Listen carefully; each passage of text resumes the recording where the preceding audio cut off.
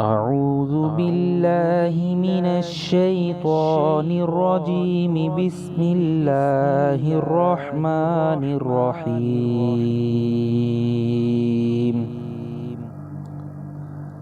يا أيها المزمل قم الليل إلا قليلا نصفه أو انقص منه قليلا أو زد عليه ورتل القرآن ترتيلا إنا سنلقي عليك قولا ثقيلا إن ناشئة الليل هي أشد وطئا وأقوم قيلا إن لك في النهار سبحا طويلا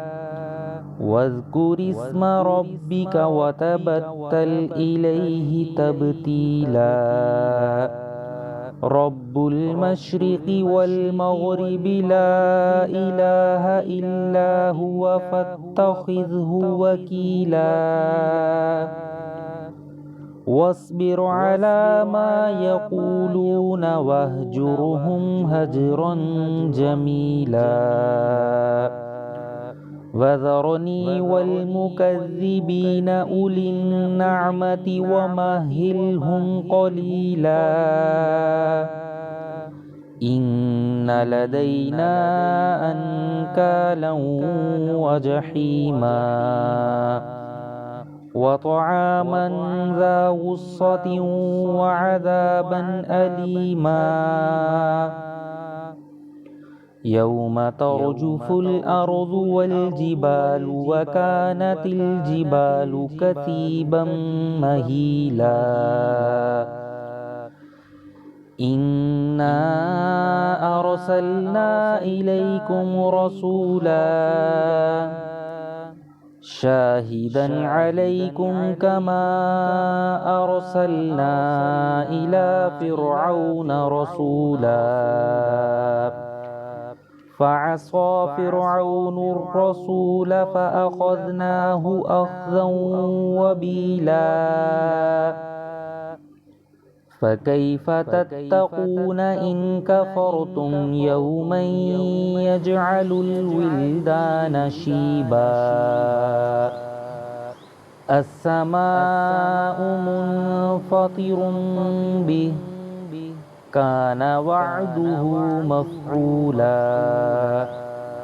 إن هذه تذكرة فمن شاء اتخذ إلى ربه سبيلا إن ربك يعلم أنك تقوم أدنى من ثلثي الليل ونصفه وثلثه وطائفة من الذين معك والله يقدر الليل والنهار علم أن لن تحصوه فتاب عليكم فاقرؤوا ما تيسر من القرآن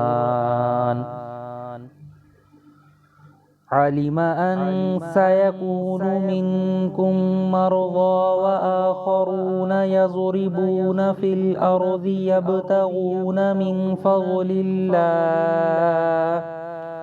وآخرون يقاتلون في سبيل الله فاقرؤوا ما تيسر منه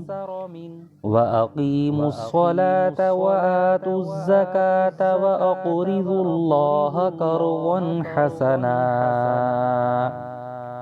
وما تقدموا لأنفسكم من خير تجدوه عند الله هو خيرا وأعظم أجرا واستغفروا الله إن الله غفور رحيم صدق الله العظيم.